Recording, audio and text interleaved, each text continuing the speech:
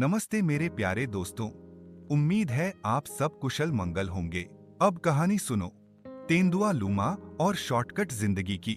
चलिए चलते हैं जीवंत जरावी जंगल के बीचों बीच, जहां तोते चहचहाते थे और बेलें हवा में नाचती थीं। लूमा नाम का एक छोटा तेंदुआ रहता था। अब लूमा दूसरे तेंदुओं जैसा नहीं था। जहां उसके चचेरे भाई शिकार करते, चढ़ाई करते और प्रशिक्षण लेते, वहीं लूमा को झपकी लेना, नाश्ता करना और शॉर्टकट रास्ते अपनाना पसंद था। इतना सारा काम क्यों करूं?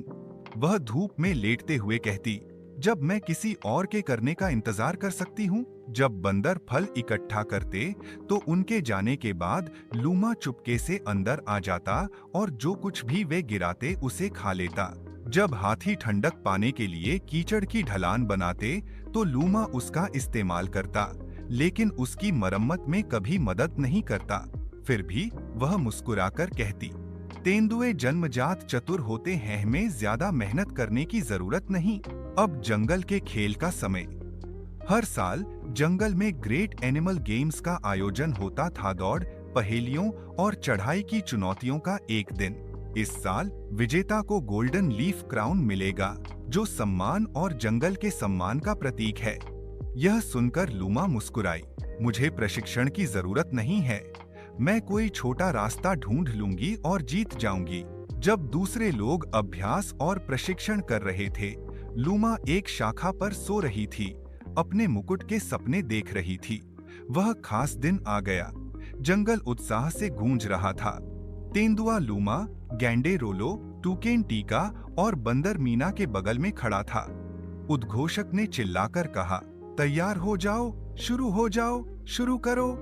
लूमा थोड़ा दौड़ी, फिर रास्ते से हट गई। Shortcut time.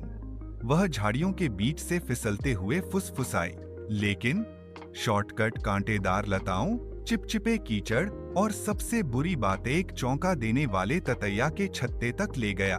भिन भिनाना, लूमा चीखी और खुजलाते और हांफते हुए लंबा रास्ता तय करके दौड़ी। जब तक वह वापस लौटी, बाकी सभी लगभग दौड़ पूरी कर चुके थे। लूमा कीचड़ से लथपथ, दर्द से कराहते हुए और शर्मिंदा होकर सबसे आखिर में फिनिश लाइन पार की। बाद में उसने देखा कि रोलो को गोल्डन लीफ का ताज पहनाया गया। जानवरों ने तालियां बजाईं, सिर्फ उसकी जीत के लिए, बल्कि हफ्तों तक किए गए उसके अभ्यास और कड़ी मेहनत के लिए भी। लूमा चुपचाप बैठा रहा, अब मुस्कुरा नहीं रहा था। अगली सुबह कुछ नया हुआ। देर तक सोने के बजाय लूमा जल्दी उठ गया और ऊंचे पेड़ों के चारों ओर चक्कर लगाने लगा। अरे, तुम ठीक हो? मीना ने पास से आते हुए पूछा। लूमा मुस्कुराई, मैं शॉर्टकट ढूंढना बंद कर चुकी हूँ। अगली बार मैं ताज हासिल करना चाहती हूँ। तो मेरे प्यारे दोस्तों, अब आपका समय है। कृपया जल्दी से कमेंट बॉक्स में बताएं कि आपने इस कहानी से क्या सीखा। अलविदा। हम कल एक नई दिलचस्प कहानी पर चर्चा करेंगे।